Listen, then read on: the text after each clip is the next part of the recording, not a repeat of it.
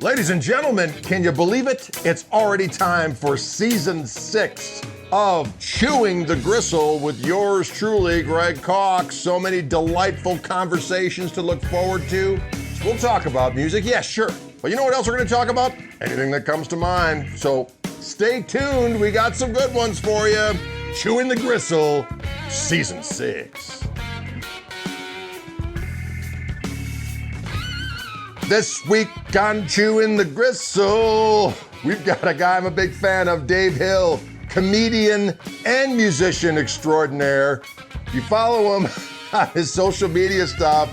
He's fantastic. And his live shows where he combines music with humor. Let's just say he's a man after my own heart. Ladies and gentlemen, this week on Chewing the Gristle, Dave Hill. Ladies and gentlemen, boys and girls, once again we gather around the gristle fire for a convivial conversation for Chewing the Gristle. Today we have a star of stage and screen, of the page, of the inner Google, the mighty Dave Hill. You might know him as Dave from before. I just call him Kick-Ass. What's going on, Dave? What's happening? Oh, thanks for having me, Greg. I'm here in my apartment where the temperature fluctuates greatly here in New York City, which is why I have a scarf on, and now I've discarded it. I thought it looked pretty kick-ass, keeping with the theme. It does. I'll just kind of drape it. I like it. I like now. what you've done. Thank you. Now, for the viewers at home, we don't actually show the video from this, but I think they can sense a little extra oomph, if you will, by having that glorious raiment around your neck. Oh, yeah, at 1,000%. I don't know if you heard the dog drinking water in the background. I can actually see the reflection on one of the pictures in the back there. I think I can see a creature lurking. Oh, yeah, she's lurking around. She's a powerful beast. Oh, yeah, she's like a 65-pound hellhound. You know, I have to tell you, licking her butthole right now, actually. You can't that's all right. it. A dog's got to do what a dog's got to do. Yeah. I was having a delicious little coffee and chat fest with my buddy Willie Porter, who's a great guitar player and singer fella. And I said, I'm about to talk to Dave Hill. I had to show him some of your videos. And of course, anytime that you engage in a spirited, I'm going to call it a duet with John Mayer, it just fills me with such glee. Oh, thank you. Yeah, me too. And I'm bummed. Like he was posting videos for a while that you could duet with on TikTok, and then he just stopped. So, what a tease! I'm hoping he gets back to it. Maybe whenever he releases another record or something. I'm hoping he does too, just so I can see your interpretation of one of his glorious sonic selections. Yeah. It's really. I run it through, and what comes out is it's what's missing from the original recording, I believe. Well, I'm spot on, absolutely. Thank you for noticing. No word from the Mayer camp. No word from the Mayer camp. Interestingly enough, no. The silence is deafening because we definitely have we have like mutual friends and stuff. So you would think, but no. You know what? It's people. People are a strange breed. I don't judge, Dave, but I do observe and comment accordingly. Yeah, and judge privately. That's what I do. So let's talk a little bit about the genesis of the Dave Hill experience, starting in beautiful Cleveland. Yes. And you're quite the accomplished guitar player, songwriter, musician, but also you put this musicianship together with your comedy to make for, it's just fantastic. It just makes, I was watching one of the things last night on the YouTube, a show that you did, one of your comedy specials on the old YouTube, and I was just howling. It was glorious. Oh, thank you. I mean, the timing and the everything about it was like, this is right up my alley. When you hit something, you're like, this guy's a kindred spirit. If you'll allow me for saying so. And I'm honored. I mean, that's how I felt the first time I started watching your videos, which I was trying to think of what was like the one that sucked me in, but I can't pinpoint what it was, whether it was, Wildwood video or something else, but here we are. Here we are. So you started in Cleveland, and what was your kind of trajectory? Was humor always part of the main thrust of what you were going to do, or you're like, no, I'm a musician, or were you always like, hey, I do all of these things, let's see what happens? No, I never planned to go into comedy, and there are some people out there would argue that I still haven't. Those people are fools. But no, I just, like most reasonable people, young, I wanted to play in a band, since I was like 8 years old or something. And so that was, I did that, and I was into like visual art. And so I formed a band with like my best friends in college, and we got signed to Priority Records, which at the time, and maybe still, I'm not sure, was primarily a hip hop label. And they kind of did this rock experiment where they signed a few bands. We were called Sons of Elvis, which I love that. It's a great / horrible name, but it's the kind of name you give yourselves when you're in the basement and you're teenagers and you don't think you'll ever leave the basement. And we just stuck with it. But we had this key element, I think, which I have not had since, and I would urge anyone in any field, is we had such confidence. Like from our very first, we thought we were amazing. And I think that's a really key thing. So we got better, but so when we, like a lot of people, you're like in your early 20s and you get a record deal, and we thought, we'll take over the world now. We'll be Led Zeppelin, the next Led Zeppelin or whatever, which has been my favorite band since I was 7. Yes. And then we got dropped after our first record, as happens mostly. Yes. And then just very quickly, from there I started painting houses. Then I started writing, just sort of accidentally. My sister was a writer and encouraged me. And then I started writing for television, just kind of drifting, because like friends were working in television, and they're like, hey, do you want to submit some jokes to this thing? And I did that. And then I ended up writing on a TV show in New York. And I wound up writing for another show, and then I was just on the show because I was such an idiot in the office. They're like, fine, just be on the show. It was this show called Court TV, which was a daily show kind of show. Yeah, it was on True TV, I think. And no, it was called Smoking Gun TV, and it was on Court TV, which is now True TV. I'm sorry, so much of this you can edit out. But anyway, and from that, my friend Tony Carnivale was like, oh, I run the show in the back of a bar. Do you want a comedy show? And he asked me if I wanted to do it, having no plans to ever do comedy on stage. Because growing up, like I didn't understand that. Music, I understood, like, oh, people form bands or whatever, and they go play. But comedy, I always thought was, oh, this is like me and my friends goofing around. And David Letterman was just like the funniest guy from high school. So his buddy from high school must be in charge of NBC. And that's how he got this show. That's how I thought it worked. I didn't think it was like, oh, no, he worked really hard to get to this point. I thought it was just like, hey, Dave, we got to fill the 11:30 time slot. And so I started doing that. Yeah. And like, in the back of bars. And then I always, just because of my reverence for the majesty of rock. Yes.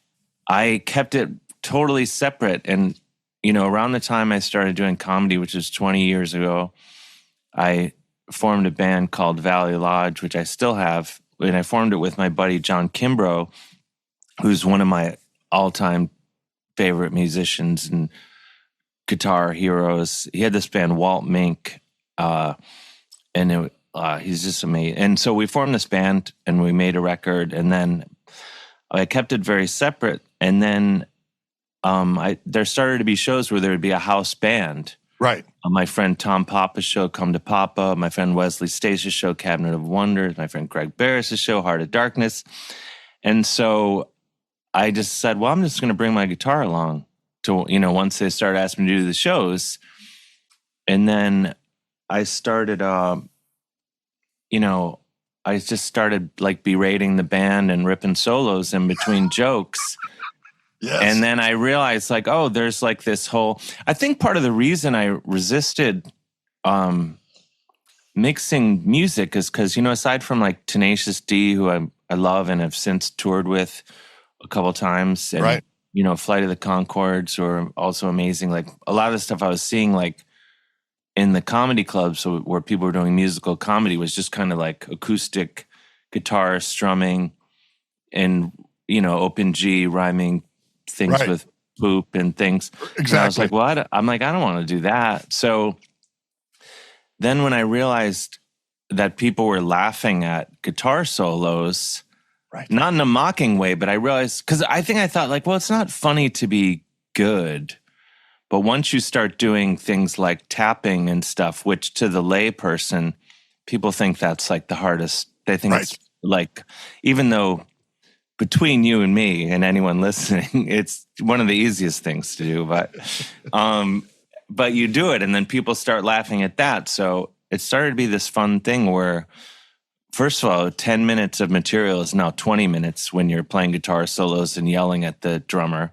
Right. So I was like, okay, stretching out the act and also getting laughs in different ways. And honestly, there's a laziness factor, not performance-wise, but just in terms of leaving the house, that I only have to leave. I still have my band Valley Lodge, which we should say you guys came up with the theme song to the John Oliver program. Yeah. Last week tonight, that's one of our songs, which was an amazingly lucky thing. I know John and I know the showrunner, Liz Stanton. She just called one day and said, hey, we just decided to try your song as an opening. Now like 12 years later, they're still using it. So excellent. So, and knock on wood, the show will be on the next 30 years. But anyway, so we're going to have some good material coming up, but we won't get into that. For better or for worse, yeah. So, but anyway, so I just found it was, I was kind of like having more fun, obviously, playing guitar and telling jokes at the same time. And it sort of evolved into, I still do just like regular, I'll go do a show and I'll just talk for 15, 20 minutes. But it's more fun to play the guitar and it also gives me, the excuse or justifies like the stupid amount of guitars I have in my mind. You don't need to justify it. It's good, clean fun. I know you're right. This is, I think it's just Catholic guilt. Yeah. Why would you have more than one guitar? When you're putting together a set of comedy versus, of course, a band thing, what are some similarities, or certainly there's differences, but I think, when people see comedians, they think that a lot of it is excuse me, I can't use my tongue right now, extemporized.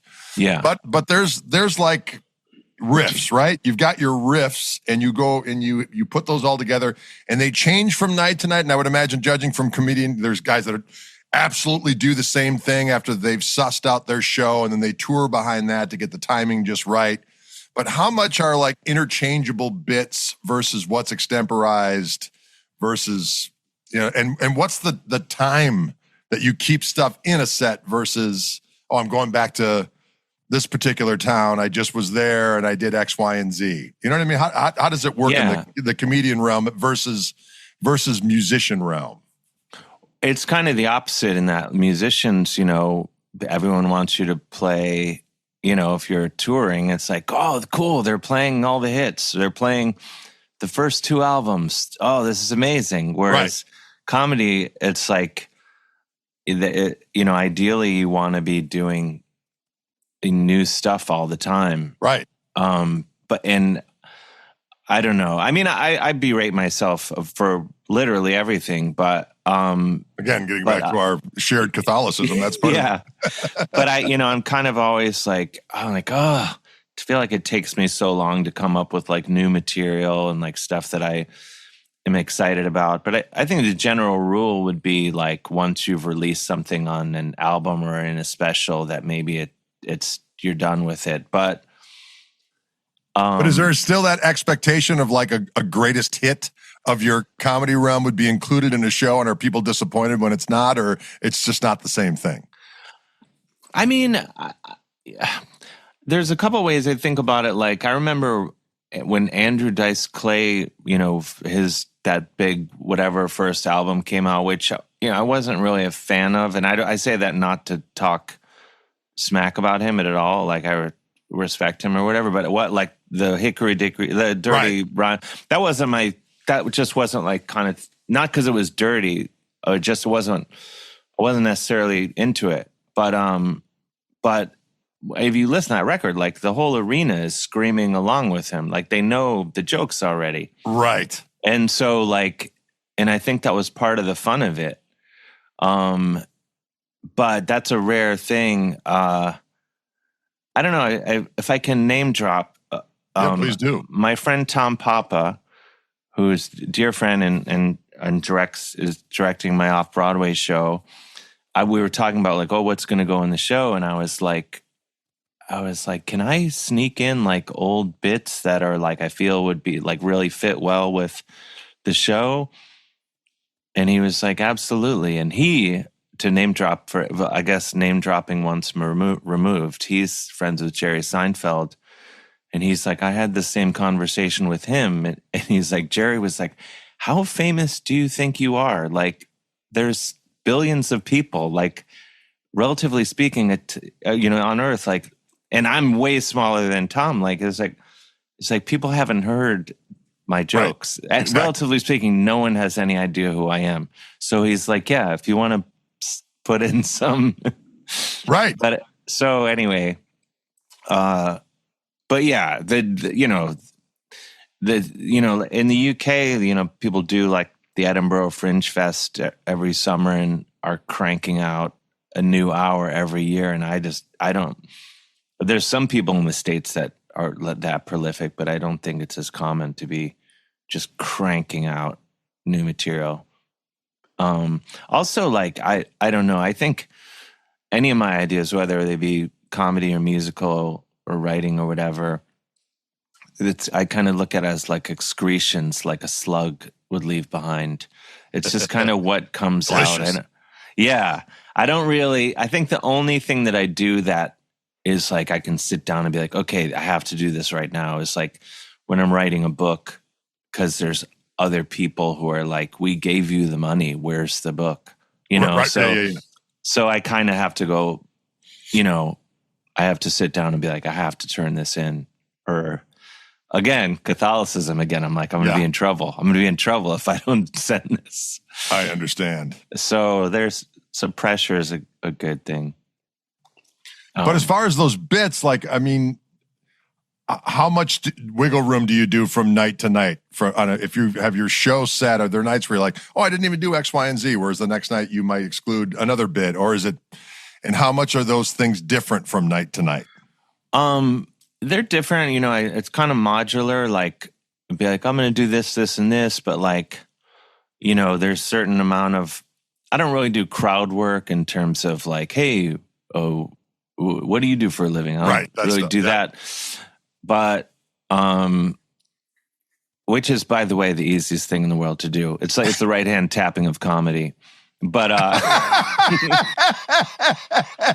so don't be impressed by those, TikTok clips. Right.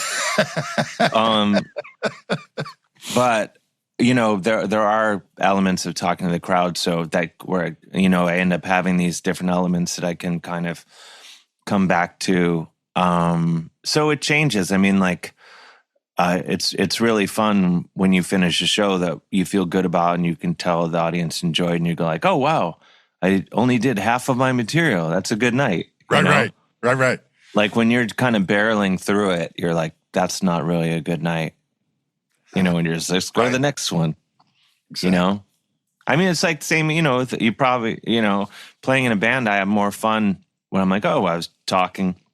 I mean, that's kind of why one of the reasons I started to enjoy comedy is playing in bands. I realized, I like the talking part just as much as when we play the songs.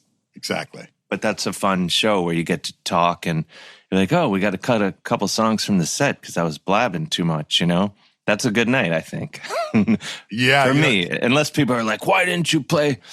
Which wouldn't happen to me, but, would happen to you and to people with songs that people know and want to hear. So do you travel with the same band or do you hire bands in different regions?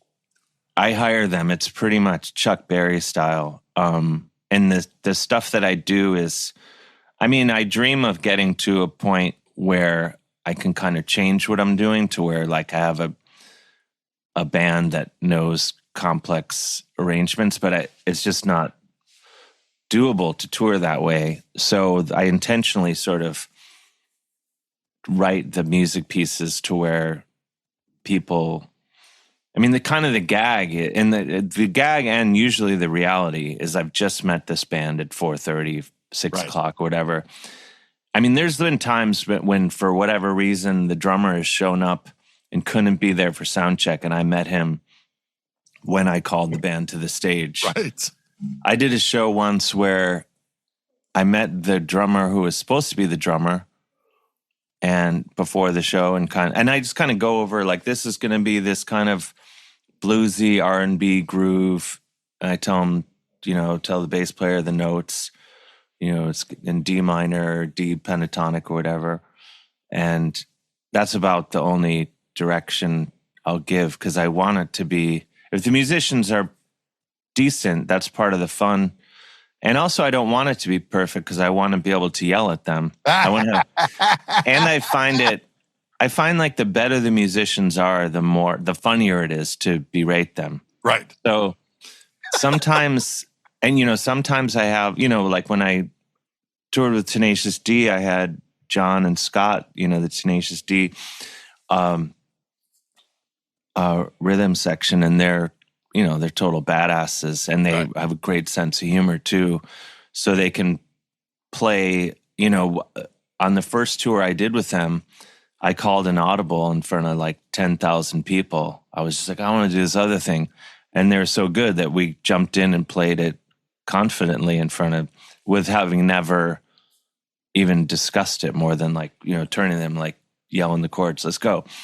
But, and it goes the other way too, like in tertiary markets where ringers aren't available. No, ringers are available. There's badasses everywhere, generally speaking, but I have run into where I'll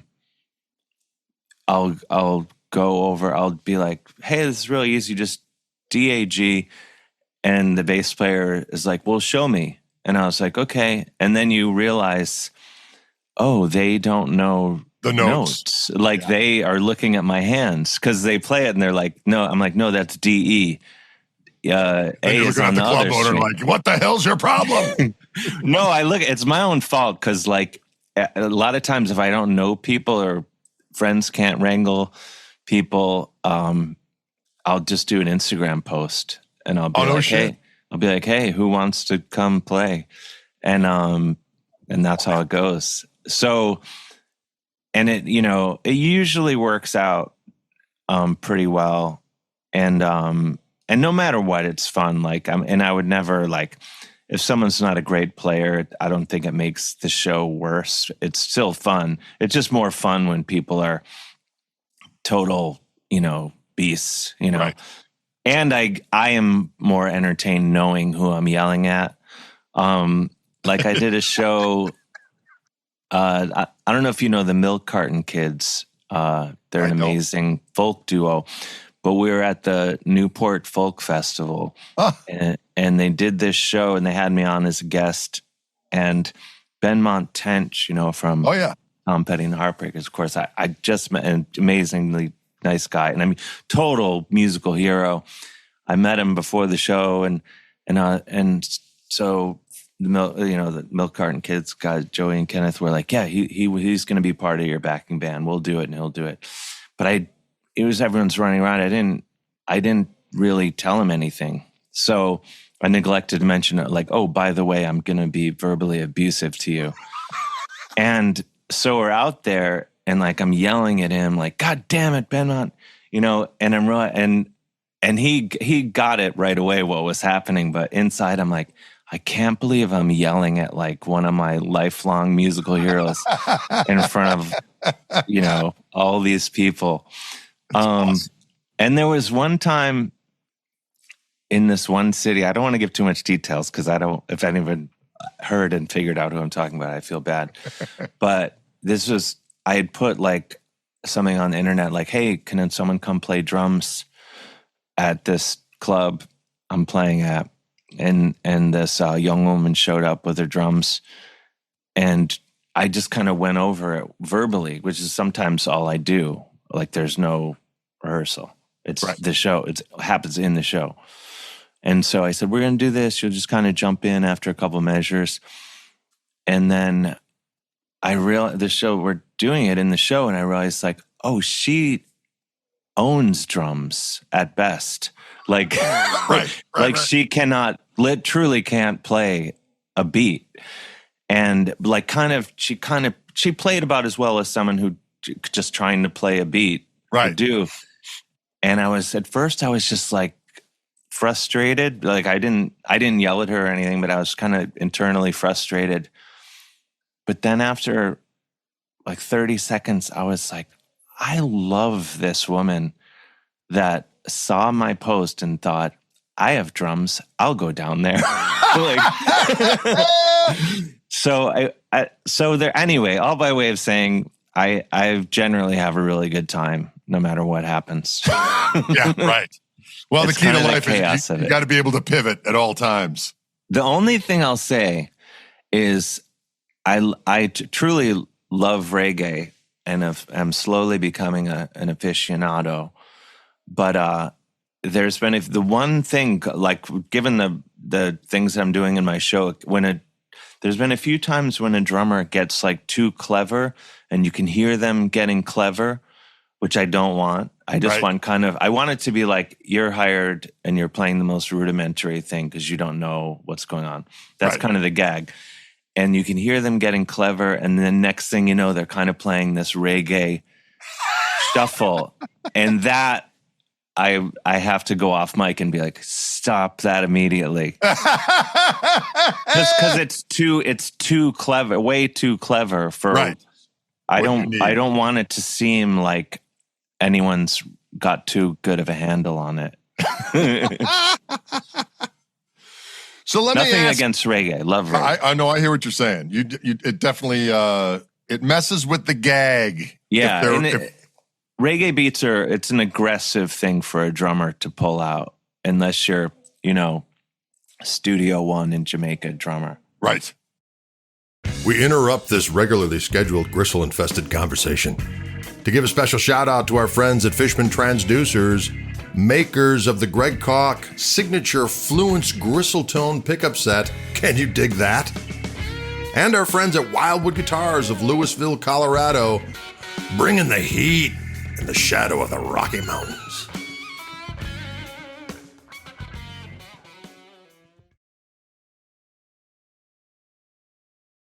So would you say, I'm just kind of thinking about all the different things that you've done. Obviously, you had to go to New York to make, your initial contacts when you were living in Cleveland. I guess my question is, what do you think at this particular point in your existence could still be done if you lived in Cleveland versus your residency in New York in terms of opportunities, professionally, so on and so forth? I would say a lot of it. I know comedians who live and musicians who, the world has obviously changed a lot where you can, I'm confident, like if I moved to Cleveland, moved back there, that I could still do exactly what I do. Like I wouldn't have to get a side gig selling shoes or whatever, which nothing against that at all. I'm just saying like I would be bad at it. And I would the customers and my boss would suffer. I don't see myself as the owner of the store, is my point. But I think the big difference is like, despite any, technology, and like you and I are chatting in this futuristic format that we couldn't have even imagined. Right. At one point. Right. There is something to, like, so many things that I've done have come from just being like in the room and walking out. Like, I can think of so many examples. Like, this story is very name droppy and horrifying, but I also think name droppy, horrifying stories are the best stories. Of course. But so many things, like before I wrote my first book, yes, I've written 4 books. Stop it. Yeah. But, I was kind of getting together the sample chapters and proposal, and my agent was, he's like, I was doing a live show of This American Life, the public radio show. Yep. And my agent was like, why don't you, when Ira introduces you, ask him if he'll say you're working on a book and you're looking for a publisher. So he did, and I did the show, and I walked out of the dressing room, and this woman walked up to me and she says, like, hi, I'm Allison. I work at St. Martin's Press. We should do a book. Oh, Jesus. So, like, that's the sort of thing that happens, more in New York than it would in Cleveland. Correct. Because there's all these people here, and like... Well, you're much more likely to run into the name droppy types in New York as opposed to in Cleveland, or in my case, Milwaukee, and so on and so forth. Yeah, but I think like now it's the world is much smaller, and right. And you can like before, how many, whatever, the internet, however long the internet's been around, I would have to wait. I would have to wait and follow you. I would have to wait outside of a venue and follow you for blocks, Greg, until, I'd be like, he's going into that store. I'm going to follow him in there. And that's how, and, then I would ask the store owner, lock the door behind me. And that's how we would become friends. But now, right, of course.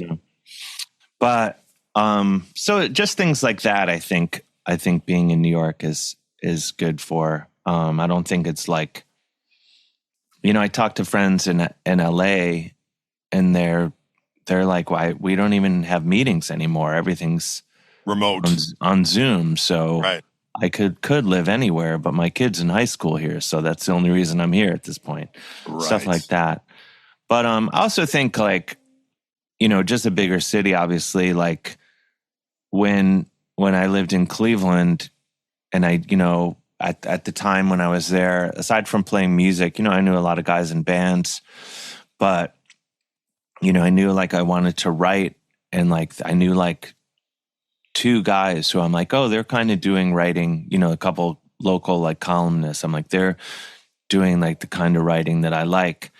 And then I moved here, and then without really trying, you meet like all these people like, oh, I've read that guy's book, or, this woman's right. book. And for me, I'm not like, I think I work hard and am motivated, but I'm not very goal oriented or have any idea how to be like, I want to do that.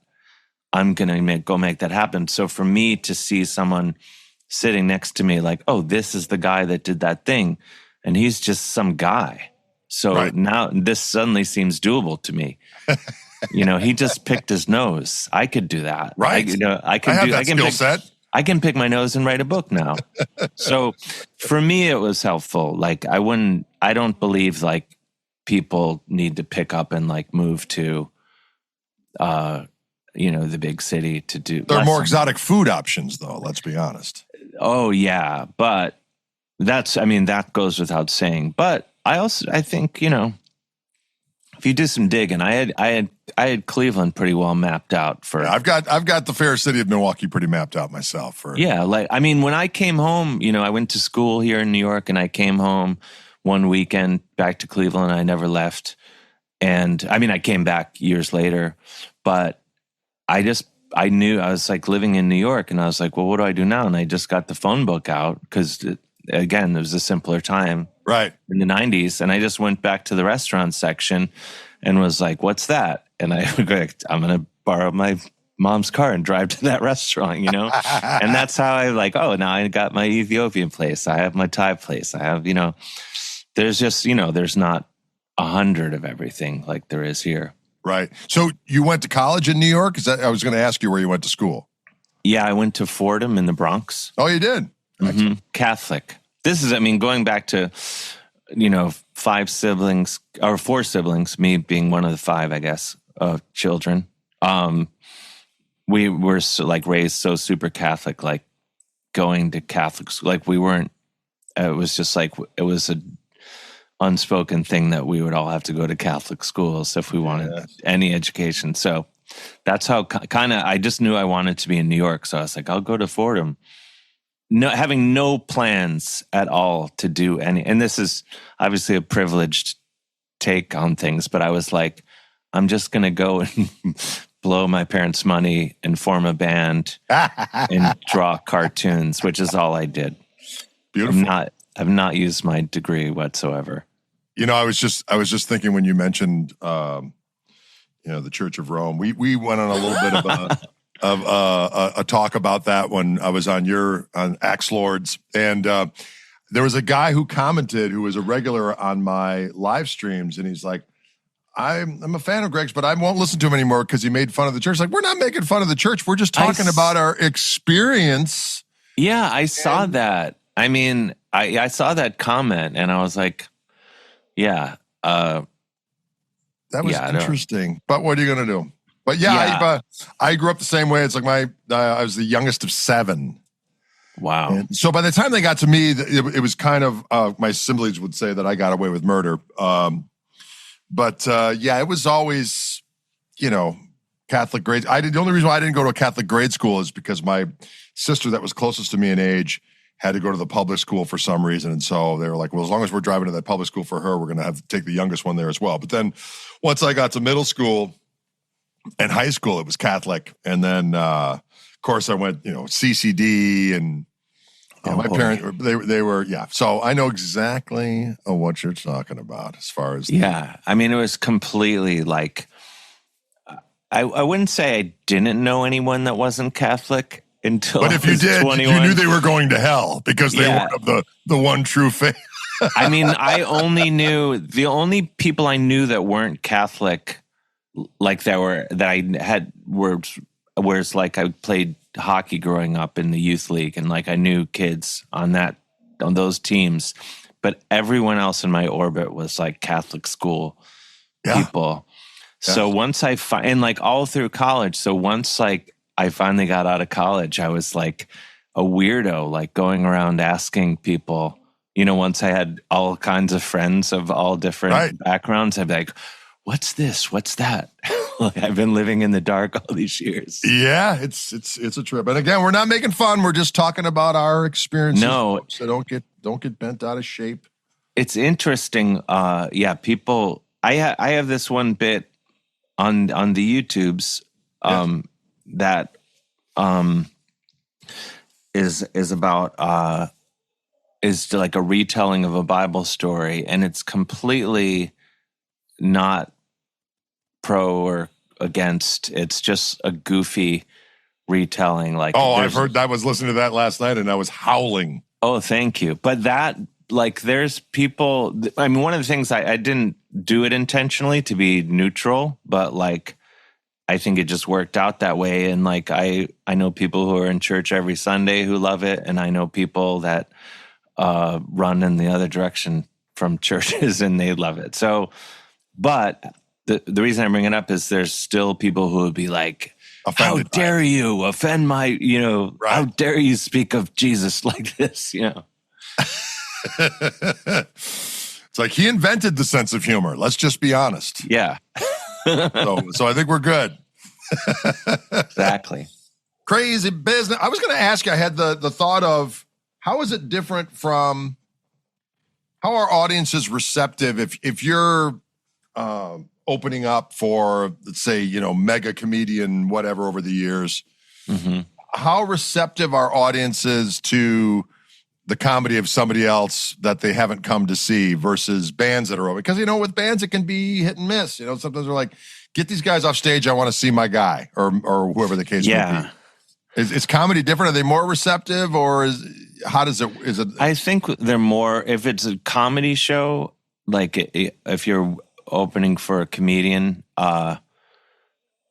they're kind of like, okay, let's do, like, show us, they're not like, get off the stage generally. Like, right. Not in my experience, of course. But I've been opening for bands more often, or like, in the case of Tenacious D, like a comedic band who's also they're an amazing rock band also. Right. But and I've opened for all kinds of bands. Like, I don't know if you know the band Down from New Orleans, or like, kind of a New Orleans sludgy hard rock supergroup. So they're buddies of mine. I've opened for them a few times, and when I do things, and I'm about to start this tour opening for Michael Shannon and Jason Narducci, and I feel more pressure to, when people are there to hear someone play songs, and I do play music and sometimes play actual songs in my set, even though most of it is like, I sort of liken it to like when ZZ Top breaks a song down and Billy Gibbons just talks and they solo, like, but right. removes the song. I kind of, let's say that's what I do.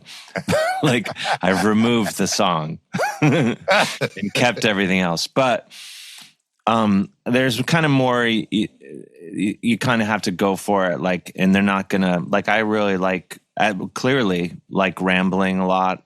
And a lot of my bits are like 10-minute bits where you kind of have to pay attention to the whole thing. And it's kind of, a heavy lift and kind of a demanding thing to someone's just walking in with a beer and they're just like, this guy's out. So I tend to, when I'm opening shows like that, I tend to like try to do like quicker hit things where someone doesn't have to pay attention. Right. For more than, because, they do get restless and like, it hasn't happened yet, knock on wood, but, especially the Tenacious D shows, like last May we did arenas, and that's like, 15,000 people. Right. And a very small portion of 15,000 people, even just 100 of them who don't want you out there, can get a lot of steam. Oh yeah. And so I'm cognizant of that. And just go. I just try to kick as much ass as possible. I come out as hard as I can, on all fronts, not just jokes and guitar. I have nunchucks. Yeah, of course. I have a fog machine. You're armed to the teeth. Yeah, I'm ready to do battle. So anyway. Ask any parking pylon, and they will speak of your great savagery. Exactly. Yeah. So that's the main thing is like, when I'm opening, I try not to like be like, here, pay attention to every word I'm saying and don't get lost for 10 minutes. Come you can along. just kind of like on the first Tenacious D tour I did the that bit, the Loaves and Fishes Jesus story. Yes.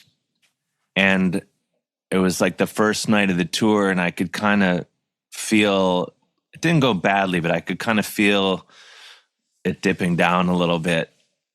And my buddy Jason Narducci, who was just happened to be around, he was there, and he was like, it was too demanding for them. Like, they just want to party. Right. So the next night I switched it up and it went great, and I did something else. I will also say, as long as I'm bringing up Jason, he was at that show, and I was like, oh, maybe you could play that night. And then it was decided that Scott and John from Tenacious D were going to back me up and on bass and drums. And then I had my backup guitar on stage. And before the show, Jason's like, do you think I could just come out and play the other guitar? like not plugged in. I think he just wanted to be out there. I'm like, yeah. And he, he's an amazing musician. He plays with Bob Mould and Sunday Real Estate and Superchunk and all this stuff. So like, he's no stranger to the stage. Right. But he's like, I just want to come out there and be out there with you. So he's out there pretending to play my SG for most of the set. And like afterwards, the monitor guy's like, what amp are you coming out of? I was freaking out. I was trying to figure it out the whole set. He's like, I wasn't even plugged in. And he's like, oh, thank God. He's like, I was losing my mind. Perfect. That's fantastico. So how much of the year are you on the road? Do you reckon? How many gigs a year do you do? And what's the balance between road work and podcasts and book writing and TV writing or whatever that's all in your quiver, as they say? I've been on the road a lot more the last year and a half. I think just more opportunities have been coming along, which is great. And also, despite me being a mere 23 years old, I kind of feel like the clock is ticking on like maybe opportunities and my physical state being able to. I feel like I have plenty of gas in the tank, but I'm also like I can't wait 5 years. Right. I want to go out and do stuff now because there's probably going to be the time. I mean, the time is already here when I bitch anytime I have to leave the house, I complain about it. But I know when I get the weird thing about comedy and just performing in general, I absolutely love it, but I know I say that only because I know I love it when it's happening. And the rest of the time, I'm completely horrified at the idea of going out in front of people. And so there's a ton of anxiety with it. And, where my girlfriend has to remind me, like, she's like, you do this literally every time. You complain all day. And then I talk to you after and you're like, it was great. It was Can't great. Wait for the next one. Right. I mean, I feel that way more with comedy, like guitar.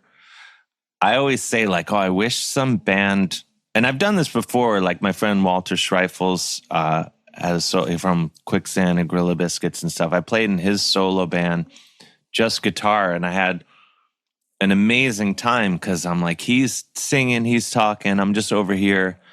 I'm playing in a show that I would want to be at, and that's like a great feeling. Like I don't have to do anything other than be in the lobby at the right time and play the show.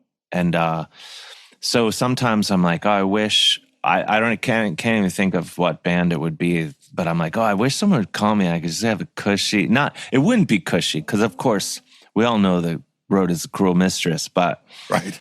And my ego's far too big. I mean, as much fun as I had doing like stuff with Walter, and when I do things like that, there is always the moment after the show. I'm like, why doesn't anyone want to talk to me? You're like, wait, I was out there. Everyone. Right. What about me? I understand. But I do like, it is fun to, I can't even remember why I brought this up. Sometimes I think it's like a bit, the stress is, the anxiety is mostly from like, oh, I got to talk and people, they're all going to throw rocks at me. Well, I do want to talk about your glorious social media presence. For those who don't follow you on Instagram, they should, but your Threads game is strong. And thank you. It's every day it's several delicious morsels. I forgot what day. It was like, it's Sunday. Let's make it about the butt. And I was like, oh, that's a good go-to. I can always come back. That's sort of I like to do things to where it's funny on some level initially, and then it becomes a little funnier with the repetition. Then it's completely not funny and painful as it keeps going. Then it comes back around to fun. Comes back around. That's exactly my favorite thing. But I do enjoy your random Instagram things where you'll be in front of whatever business, and then you will extemporize. Like, hey, it's Dave from before. I'm in front of Chucho's Kolaches and so on and so. Yeah, I like to. Yeah, the fake commercials, and then the funny thing is like, yeah, I never like leave the house. It's always I'm just out, riding my bike or out for a run or walking around, and I just do them for fun. And then, but I've had businesses contact me and be like, "Hey, will you do my business?" And I'm like, "Oh, you don't understand my art. It can't be done if you've asked me to do it." Right, exactly. It's not part of the thing. I just was thinking, I saw the thing. Do you do Cameo stuff? Do you do stuff like non-Cameo? I do, yeah. I'm on Cameo. And so if anyone, please, in a perfect world, that's all I would do for money because it's fun to be your house. It takes 60 seconds. Yeah, I'll go, and I price them to move, and I'll just be like sitting watching a movie with my girlfriend, and I'll be like, "Hang on, I'll be back in 2 minutes." And, and then I've just made a little money. I bought us pizza. I got us pizza money. Right. So, but it adds up, and it kind of ebbs and flows where, sometimes I'm like, oh, if this keeps up, this would be a nice little, side hustle. And then all of a sudden the world has decided they don't want my cameos anymore. Exactly. And when I first joined Cameo, I was like, oh my God, maybe this is, like you just said, this little side hustle. This came in and then nothing. But that's kind of just the nature of the show biz. You got all these different spigots. One's squirting, the other one's kind of dripping, and all of a sudden one dies out and the other one goes. It's just like, we do what we got to do. Yeah, diversified portfolio, they call it down on, somewhere.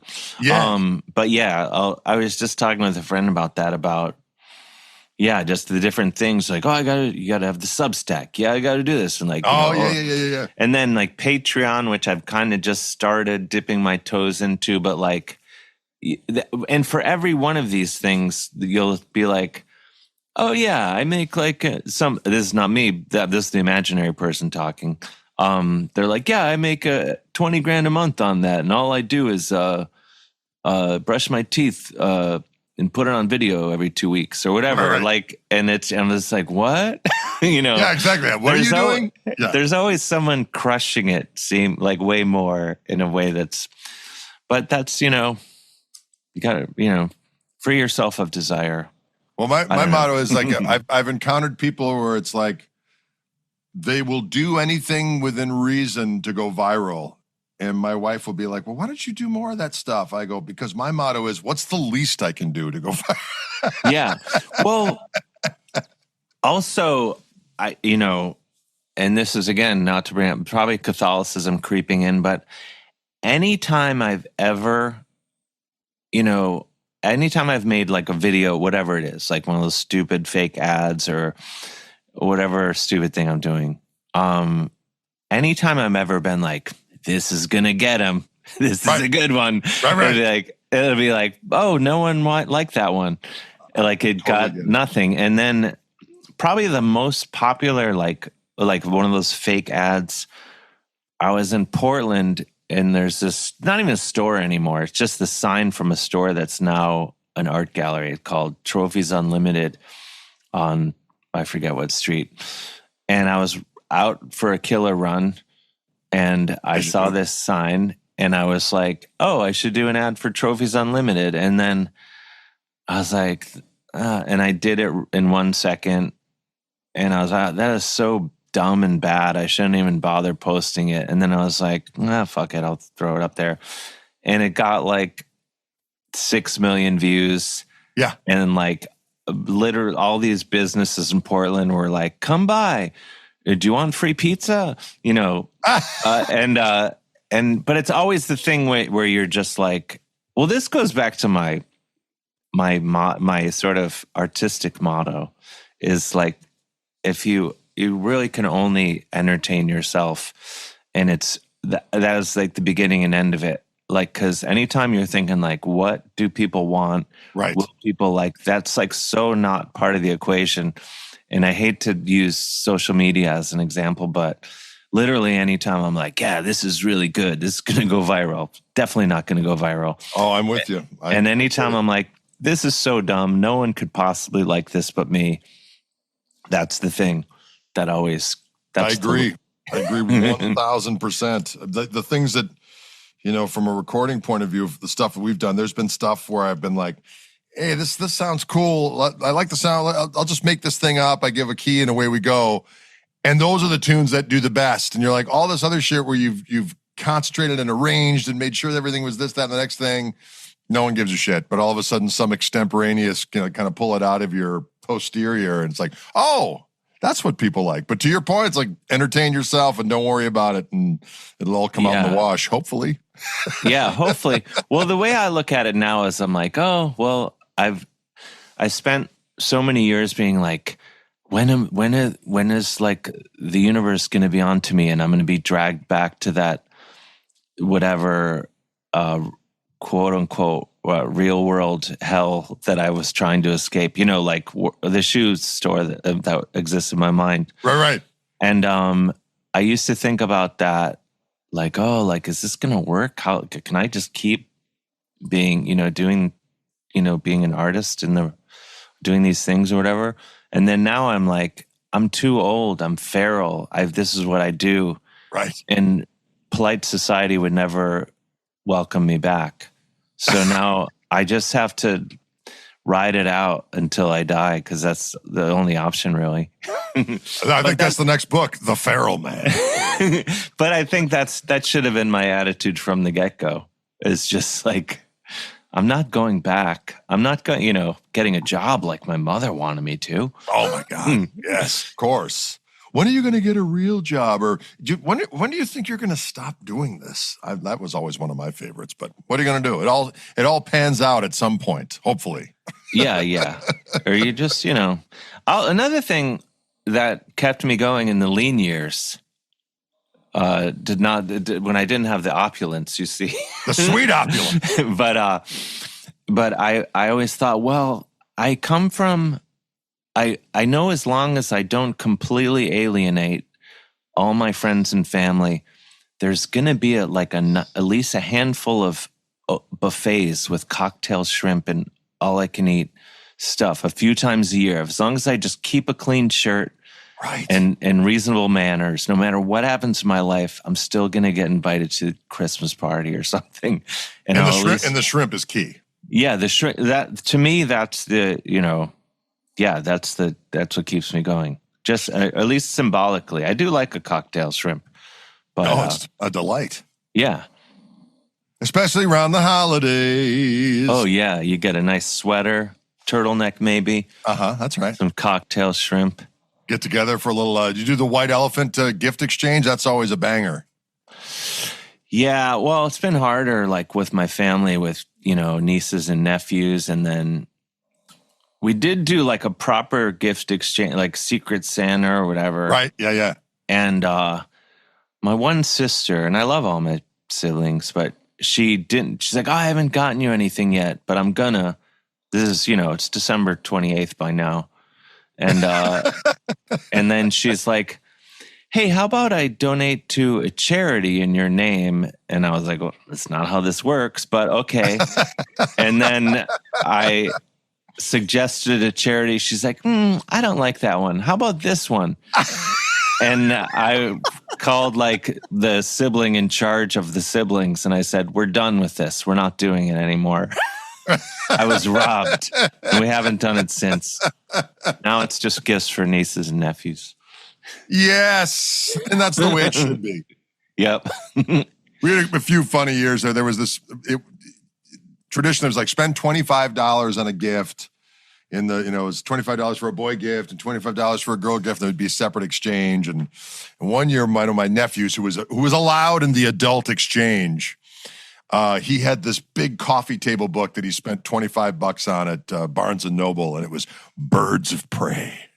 Oh, wow. I ended up with Birds of Prey, and so the next year, I just put $25 in the Birds of Prey and then gave it back. And so then it became the white elephant gift, and we'd all be chanting, birds of prey, birds of prey. A little Koch That's revelry. Amazing. Yeah, that was good, clean fun. The birds of prey. I am curious about this book, though. It seems like it would be like a, you know, maybe not the coffee table book you put on top, but if you got a stack. Oh, yeah, it's a banger. Top 3. You open it up, fierce birds engaging in some kind of hunting savagery. Who doesn't Talk about going feral.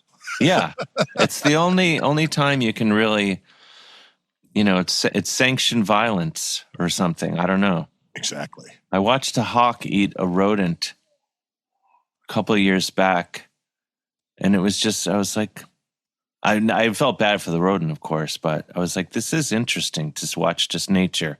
Well, you know what? If you watch one of those videos on TikTok, you're going to see 1,000. And oh, don't get me started on what the internet seems to think I'm into.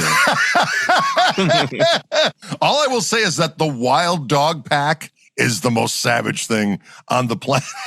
Oh my gosh. The wild dogs of the Serengeti. Stand clear. Oh, They're a ruthless gang. As you pet your dog, you're like, searching, yeah.